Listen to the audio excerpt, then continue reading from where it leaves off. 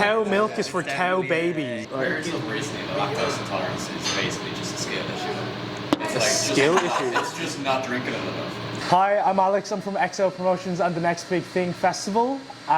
Today we have He the Fool here at Boss Stop with a little interview. If you haven't got your tickets, please click on the link down below. The festival is on in the Workman's Club on the 21st to the 24th of January 2026, and then we'll be down in Cork in Dali from the 31st of January to the 1st of February. First try. Yeah.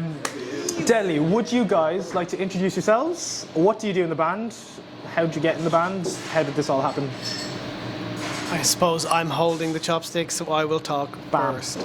My name's Aaron, and I play bass in He the Fool. How did I join the band? Kev asked, do I want to play bass or do I want to play guitar? And I said, I'll play bass. And that was pretty much it, I think. I'm Kev. I am one of the singers and one of the guitarists in He the Fool. I suppose I kind of started this whole ball. I invented He the Fool, and He the Fool's my creation.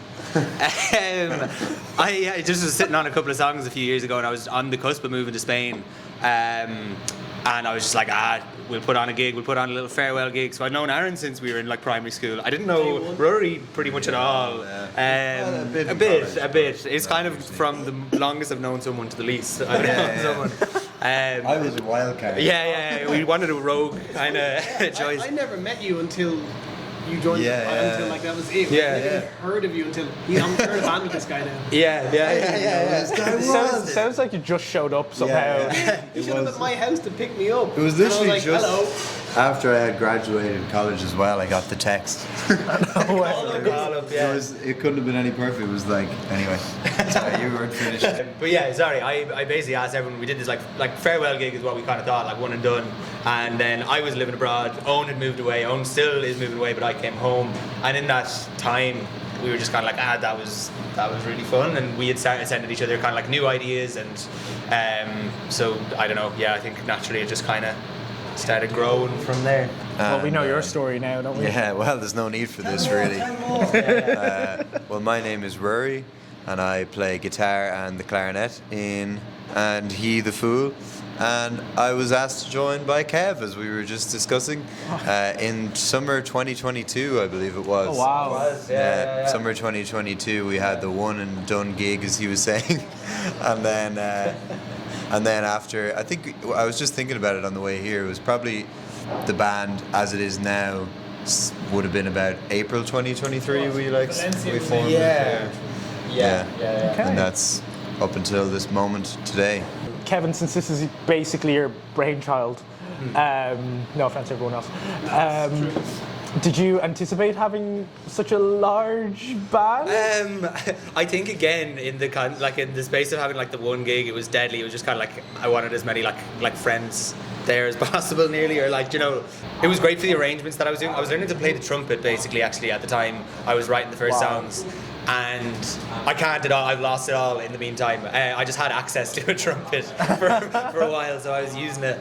And so the arrangements I was kind of making were like, they had like a bit of brass in it, and like, I don't know, I switched over to like James plays like the sax, and then halfway through rehearsing, like I kind of like was talking to Rory about just playing like guitar, but then he was like, oh, I did play a bit of clarinet as well. So that kind of like added itself in, and then like Myrna just does like everything as well. Like she, like we kind of like had her just kind of like singing at the start, but like she's like unbelievable keyboardist, she's an unbelievable violin player. Yeah. Like, I don't know, it was great to have that palette, I suppose. Right. So I'm delighted that we've kept going with that as well. Yeah. And in fairness, it's something that I think we've kind of like realised we like to like hop, I believe, between like different like kind of like styles and stuff. But I think it's what ties our sound together is that palette. Like just a big unit of sound that and I think it move around keeps a it bit. unique and it keeps it kind of its own thing, no matter what we're kind of who our inspiration is at that moment. We're like in Means we don't need session musicians.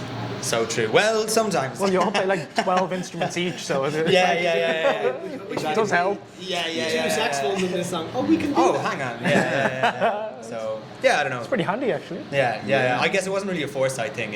I'm happy it happened. Yeah, cool. You just had so many talented friends. Yeah. That Put them all we were together. spoiled for choice. We said, I want all of them to be in the band. Okay, with 7 members of the band, how do you like coordinate yourselves? And how do you write when That's true. guys are away? Like, We're kind of getting used to that now.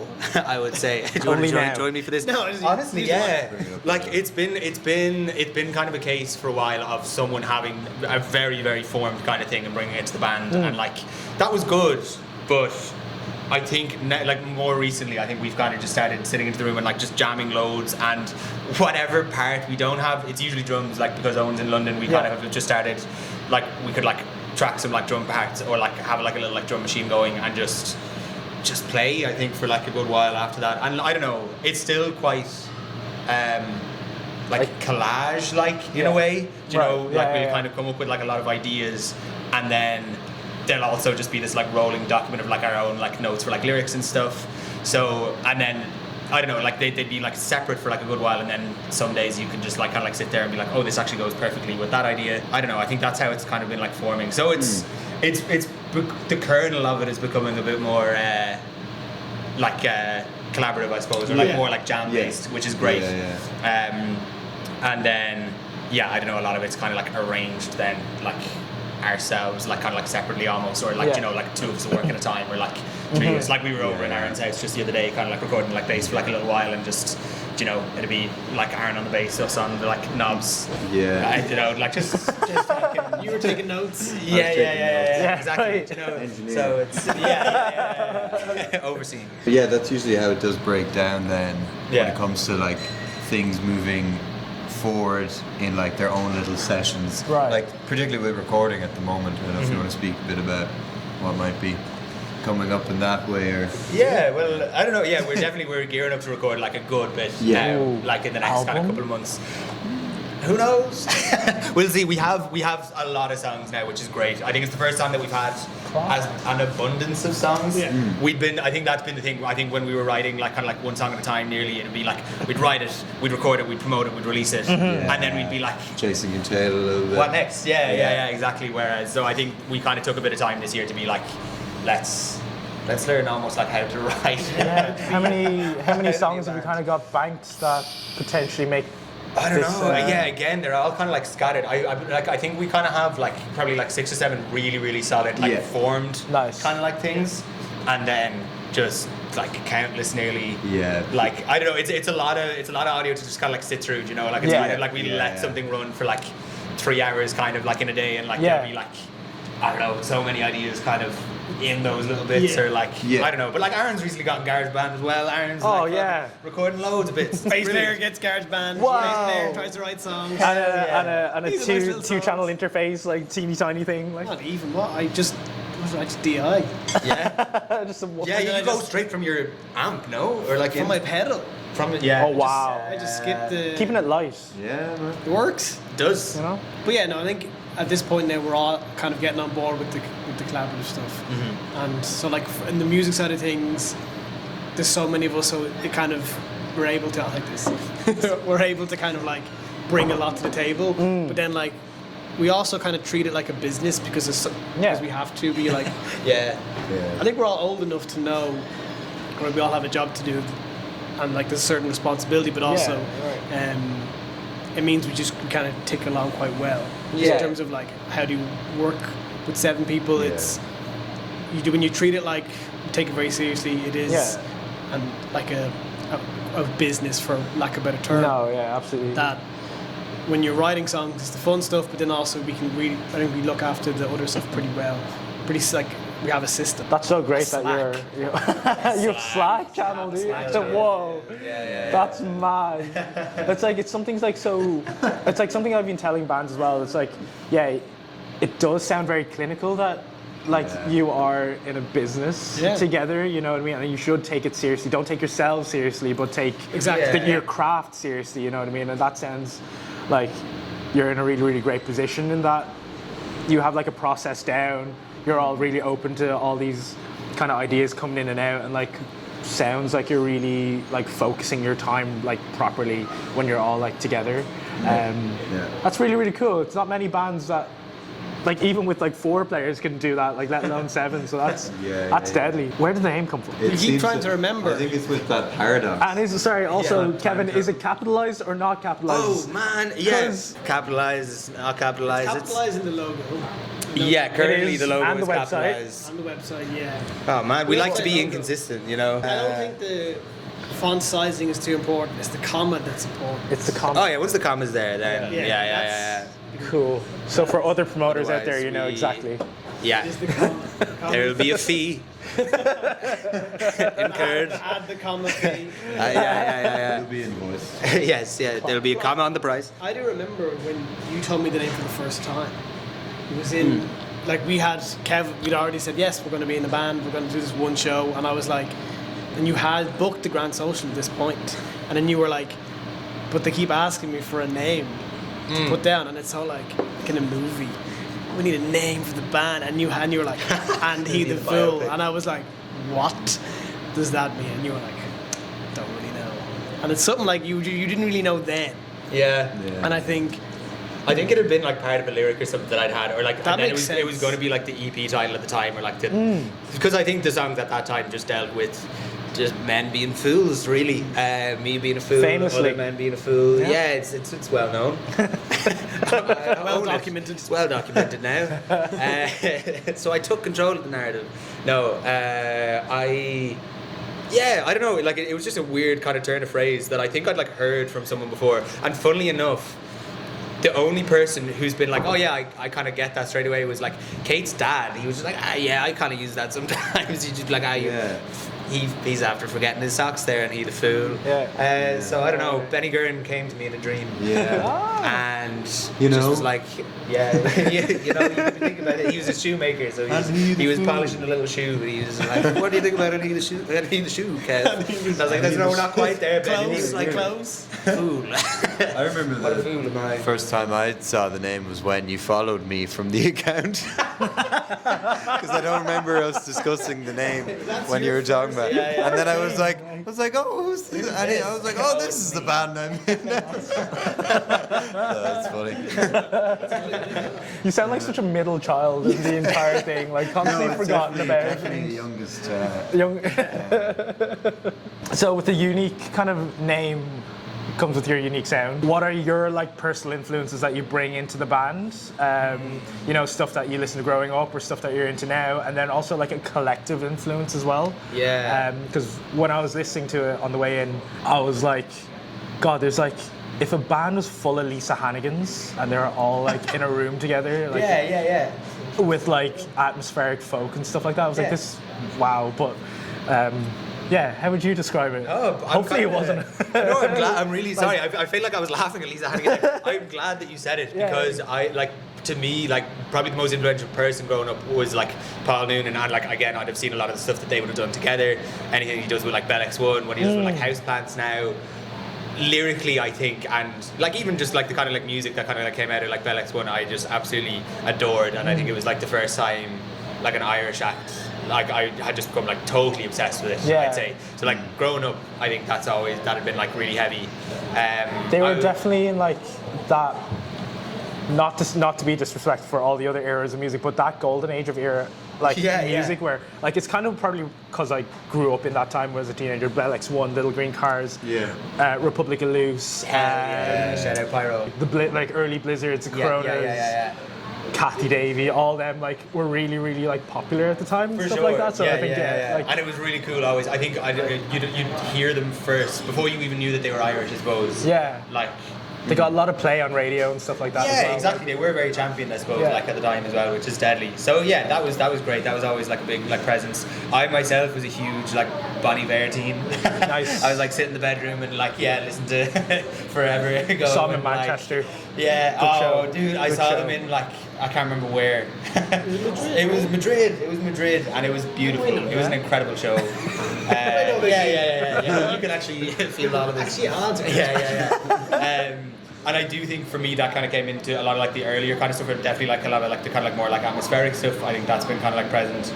And then I don't know, like now it's kind of anything and everything. Like it really is. Like I'm like I suppose like things like Talking Heads and like David Byrne, and that would kind of come through like a bit of like Paul Noonan and stuff then as well. Like, but they're kind of like Stop Making Sense. I think was always like it's still probably like one of my favorite films.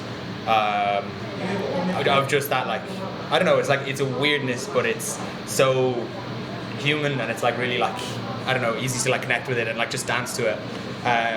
So I think that's where I'd be inspired, like rhythmically, or like, you know, like if we're doing something that's like a little bit more like dancey.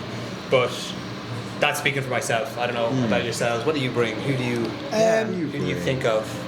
Well, I think because the way I learned to play guitar and bass at the same time was just by listening to like really indie, like Arctic Monkeys, Strokes, that kind of music.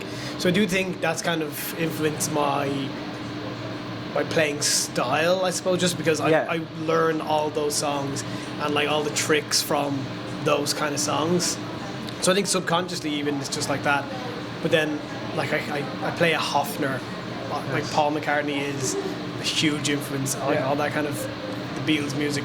I mean, it's the higher echelon of music, so I'm not going to try and reach for it. But it's nice to just be like, okay, that's like kind of tones and what bass can bring to a song.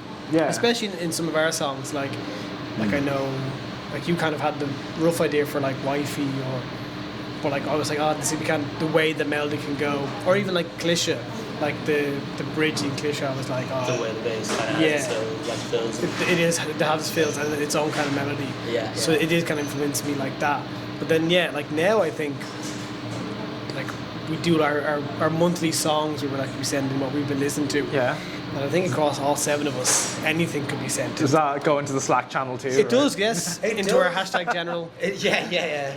That's so funny. AOB, any of the business. And it's just anything can be sent in, and that's cool. Like I think at any occasion, any member of the band can be like, oh, I'm listening to this at the moment, and then the next time, like we get together, like it could influence that next session. Yeah, I think whenever back when we started that 2 songs with some bed, I'd always try and be as pretentious as possible and try and do 2 vastly different songs. But then you get to the point where you're just like, oh, these 2 are. I was listening to something, wasn't I, this month? Yeah, I don't know. It's an interesting question because I was thinking about how before I joined the band, I didn't really play electric guitar much, really. I would have learned, like when I first learned guitar, I learned like riffs like Nirvana and all my favorites or whatever. But then I like played mainly fingerstyle acoustic, like kind of like the styles of like Nick Drake or like Elliott Smith. Those kinds of artists was what I was most interested in on guitar. So then I didn't really play like kind of funky or like electric guitar until I joined the band.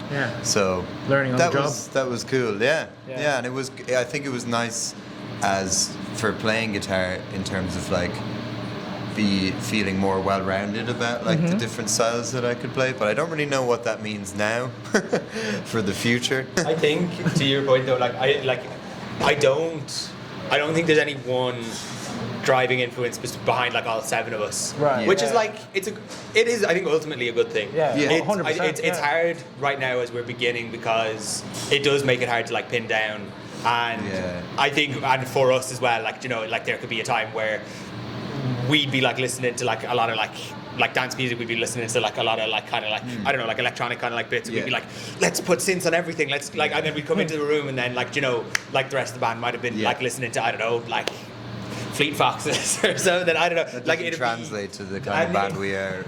Exactly. But I think that there's like multitude of kind of like things, and I think we've gotten better in the room now of like knowing what parts of each of our influences to like kind of like take into the room and what kind of makes sense together. Rather than it being kind of like just one kind of, oh, we know we want to do this kind of thing and like aim for that kind of a thing. Like we just kind of we're bringing things in. In our subconscious. It is. And like it's a kind of cliche word to use, but I actually think it is getting quite subconscious in terms of knowing what applies to the band. Yeah, for sure. There was definitely a time where it could clash quite a bit, or like you know, or we would kind of like pursue something that like we'd go for a while and be like, oh, I don't know if this is like fully for the band, but like then we're like, oh, that's perfect for like something else, or like, you know, like I think we're kind of you would kind of Yeah. bank in an idea that might not Exactly. suit this song, but may suit another song. Yeah. Literally, Yeah. literally. You Yeah. used the word Not to be- clash. Kevin. Yeah. Yes. Again, so fixated with a band of 7. Is there any clashes? Is it diplomatic? Like how we've do you guys? We've come to the conclusion that we're all too polite Oh, really? with each other right now. Wow. So I think 2026 is going to be the year of the scraps. Of the clash. The Nice. year of the clash. But So we- watch It's gonna be this the space. rumours It's going to year. get messy. You're going to see things from every one of us. It's all going to come We're out. gonna get some electronic and Clash clash the fool. Like That's the plan. Fool in a cell. TLC. Oh, wow. Yeah, you've heard it here first. It's a Brilliant. sad image. It's just like one person in a prison cell themselves. Like But like, in all seriousness, I think we can be, because we're all friends first. Like, Yeah. I do think you kind of like, oh, we are quite nice to her, but we are also quite democratic. Like it is, like to a certain degree. Like I think, definitely up until now, it's been like the 7 of us. We kind of take a vote. Like going forward, maybe will that change? I don't know. We will kind of have a leader, but I do think for the most part, it's been quite freeing to be like, oh, we're all kind of an equal voice. Nice. 7. Keeps us quite true to ourselves, I think. So no scraps so far, which is kind of So again far. really great to hear. they're coming. Not in public, no. Not important. Yeah. It's all close. Just all on the Slack channel. Yeah, it's exactly On like the yeah. DMs. We have a HR department, you know, like it's a very important Sounds part of very running a small corporate. business. Very- Exactly. It's a very, very corporate band. If you guys were to collaborate with an Irish artist, past or present, who would it be? I want to throw one out there, and hopefully this will happen. Lankum. Doom folk, we're coming for you. It's true. I was thinking like Da. in similar vein, like how many people are currently in Madrasalic. I feel like we could really make too many people. Too many people. Oh yeah. Well, we get Madrasalic. Yes. The rest of Fizzy aren't as well. We kind of like yeah? take them in. Class, yeah. We go across the Bray. We get the soft drink boys. We get the Yeah. bin men. Yeah. I think. Yeah. I don't know. Let's just try and How big can it get? How big can it get? Lankham are welcome. Band-Aid. Rady Lynch's. Yeah. Come on in. Join this. Supergroups are only like. In terms of like breadth. Do you ever see them I don't know. videos? Do you ever see them videos and it's like 1,000 people play Smells Like Teen Spirit? Yeah. A ukulele. We started ukulele Yeah, orchestra. Rock 1000. But it's just us and Oh, we everyone do. in Ireland. Yeah, we're going to do the next We Are the World. Yeah. I think That's what I'm saying. we'll get Unreal. everyone into the Where studio. this song isn't actually gonna be- actually a very problematic song. Yeah. I've we'll only make realised that we'll now. Make sure I'm that just there's a like- bit. We'll make sure that it's like of this time, so that it's like Yeah. on the Perfect. edge, but like in a couple of years' time, people are going to look back and be Yeah. like, "Oh, that was." We're bad. going to be righteous. We're going to be righteous. I'd actually hate to be the promoter to like put on the show with like 50 members. And how am I getting you on the stage of Yeah. the Workmans? You know. I would love to like work with like I don't know like Champagne or Sloucho or Rory Yeah. Sweeney. Like I'd actually love to do something that's like totally left field. Like for someone to like kind of remix something from us or like you know like take our sound and put it in something that's like I don't know Completely a world apart. yeah, like yeah, that'd be really cool for me. Cool. Any other bands? Stems. Release the Release stems. Release them. I don't know. It's a tough question because when you're like, let's say like you're a solo artist or you're a band that isn't 7, you might feel not a need, but it's more welcoming to welcome someone. Not welcoming, but like if you're welcoming someone in, it doesn't become too many cooks. Yeah. But like I've never thought about a collaboration thing. That's why like it's a producer or like in that area. Yeah. It's definitely, I think, if someone was to come in and produce us, I think that would be that would be something that I would be like, wow, that's something pretty cool, and it would work in the dynamic. But in terms of an artist, It'd probably be a feature, really, you know? Yeah. I think a feature. Feet. Yeah. MC Sticky Rhino. Hell yeah. Hell yeah. What a name. I don't even know what that is. We were looking for other up and coming Irish rappers. Sticky Rhino. That would be so cool to have a rapper on one of your songs. Exactly, because there was that time when we were playing at Fool's Day like 2 years ago that Dafe from Tebby Rex came on stage for a song. That was cool, and we were gonna do like a jam. We didn't. I don't know if we had time in the end. I can't really remember, but we were gonna do like a jam that he would just rap over, and that was pretty fun. Yeah. Food's here.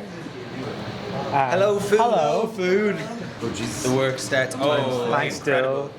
We've got prawn dumplings. If you want to this pass out. them down, That's our Mac on a stick. Hello, gonna stick on a hoodie. What are we Dill. working with here? I talk to myself with a mic on stick. We got What say you? pork dumplings. Yes. There will be. We've got Oh my prawn god. toast. You're a big prawn toast guy. We have crispy wontons, and we've got some boss chicken. Unbelievable. So Are you kidding me Yeah. right now? Are you kidding me? dig in. Yeah, don't take this for the catering. Everyone dig in. I got 40 hungry people making an ad down the road. You have that chopstick in the So yeah, dig in. Feel free to do ASMRs to wreck Dylan's head as well. You love that, Dylan. Is that the pros to it? Okay. How delightful. Let's go. Yoink. I don't feel deserving of this. I haven't said anything. Yeah, you timed that perfectly, Gage. Yeah. You did time it Waiting perfectly. at the door to the food arrive, don't you? Yeah. This is the ultimate test. God. Chopstick. Yeah, On camera. On I camera. It's really mean. Yeah. I'm secretly judging all of you. Yeah. So I actually thought I wasn't.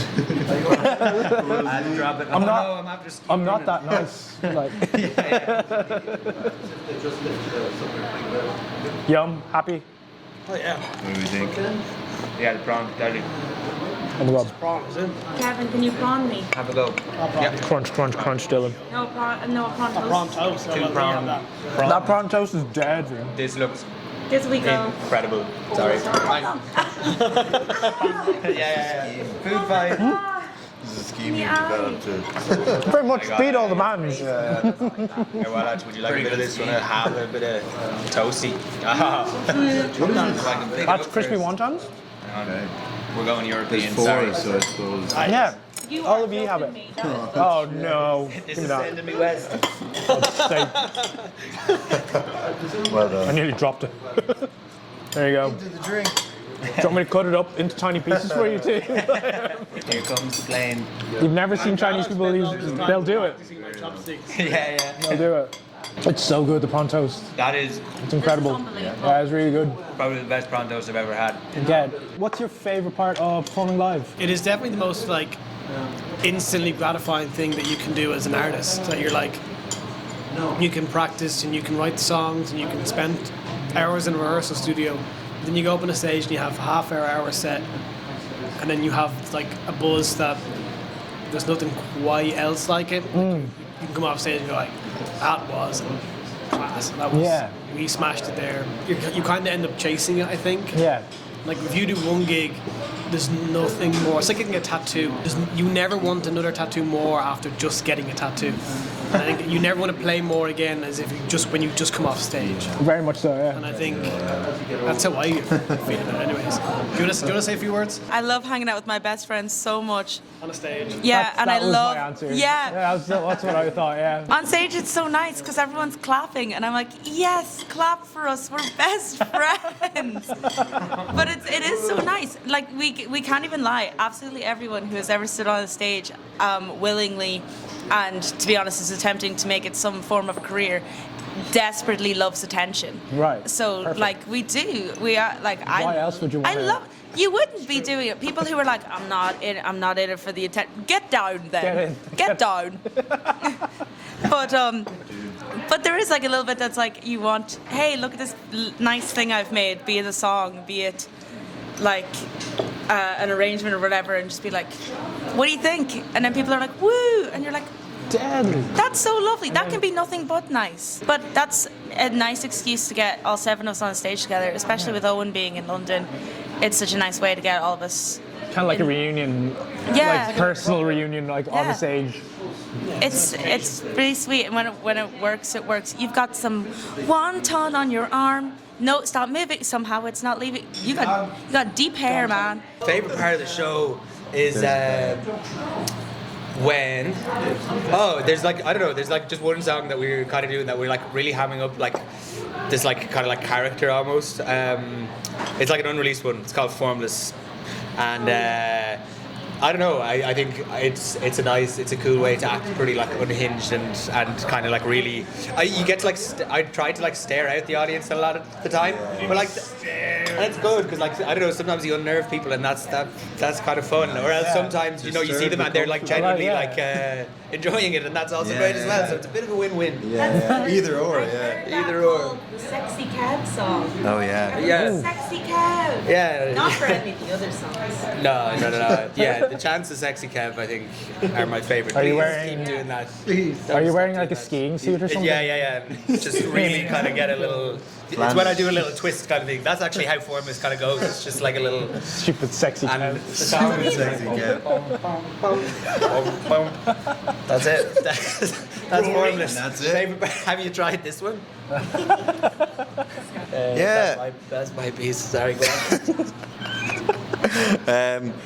I don't have much more to add apart from when there's just those moments where you like get a little bit out of body and you're like, everybody's having a great time right now. And sometimes I think I've had a lot of gigs where I'll be far too in my head, and you can get so in your head, I think, when you're on stage, more than like anywhere. You're just like, oh my god, this is actually going terribly. Nothing seems to be right now. But when it isn't, and say like when we were at All Together Now, I remember from the very start of it until the end, I felt as comfortable as I would feel rehearsing, which is like, Wow. I never feel that way ever. You always feel like everything's like a little bit less when you perform. But like just being able to relish it. Like, Here, someone take some of these before. Oh. Here, give me that. You took into some chicken. There you go. Mike. Hello, Chad. What is your? So I've asked a few bands, what is their biggest, like, green flag in like other band members? But I'm gonna change it. What's your biggest beige or red flag in a band member? And you don't need to throw each other under the bus. It begins now. Living in London. She's taller than me. Everyone's taller than you. Yeah, that's a bit of a dig at everyone. I hate this band so much. You just said we're best friends. I like that we're not afraid to like give out to each other. Okay. We've had like not roaring matches, but that we're like I feel we are, but we've had like I just remember in the Lord Edward that time we were literally just like I was like what are you? this is just the start though. Yeah. I feel like a red flag would be if you were literally just like yeah whatever you want to do. Yeah, whatever. Or like you sent me lyrics. Okay, cool. Yeah, whatever. It's like we're all like we've all got a strong opinion. We all care about it a lot, which is why sometimes we're like, and you're wrong and ugly. Oh. And that's why I said that. Remember anyone ever saying? That I said it behind your back. Okay. You're tacky and I hate you. Yeah, I get that. You see me after rehearsals. Yeah, no, I do actually agree. It's if someone comes with an idea and then someone goes, I don't like that idea, and that's it. Yeah. It's like, great. What don't you like about it? What can we work on it? Constructive criticism. This is like my time I tried to come up with an April Fool's joke.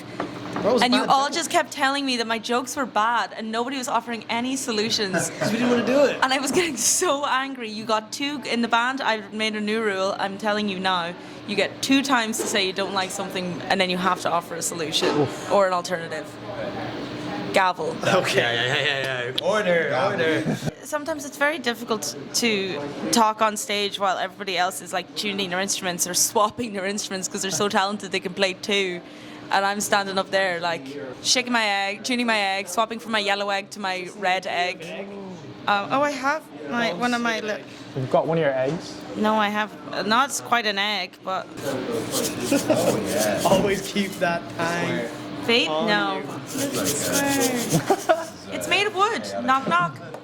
Who's there? Speaking of food. Next question. You guys are one of probably the first or second band to ever like come back and play the next big thing. So not only like Next play big thing. the next big thing. So not only like come back and play, but come back and headline. How does that make you feel? Definitely 2 years in a row. We actually did have a rule where we didn't want to put on bands 2 years back to back. But Dylan was very persuasive. The rest of the team were very persuasive, and obviously you guys very much deserve it. But how does it feel to come back headline as like alumni and be deadly. It is cool. I mean, it means we know you guys now, and that's also really nice. That like we can walk in here and go, oh hey, like you had great fun last year, and that's why when you got in touch, it was like great. We know we're, that it's a good event, and like that it's also obviously really cool to see our name on a poster. It's still cool. It's exciting because it was a lot of fun last year. Like we had like a busy Christmas, and then like the end of January, like now we can go out with a bang. And I feel like it's going to be a similar enough vibe this year, and it's like you'll get us at our very best. Woohoo!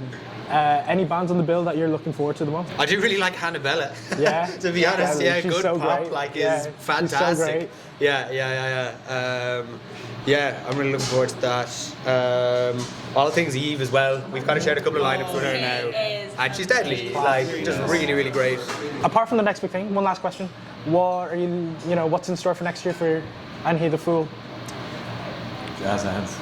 A lot of writing was done this year. Hopefully, a lot of recording done in the next not so distant future, and then a race against time to let's try and get some music out again because we want to share what we've been working on.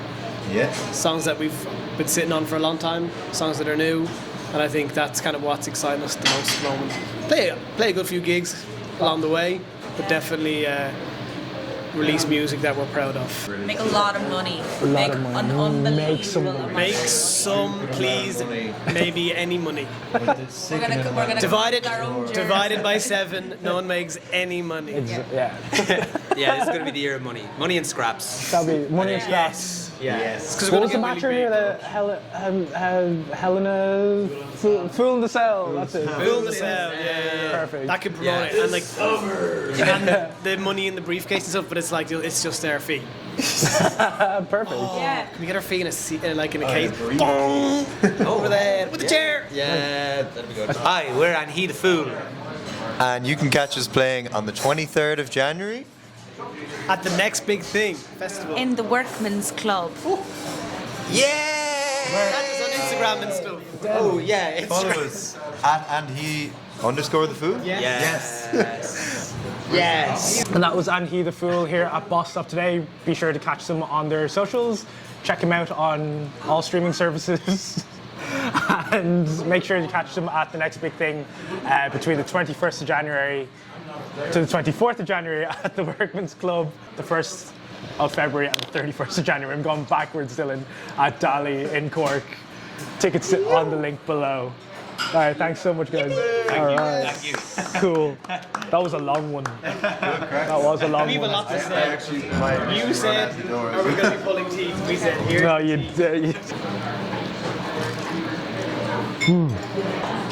Oh, so good.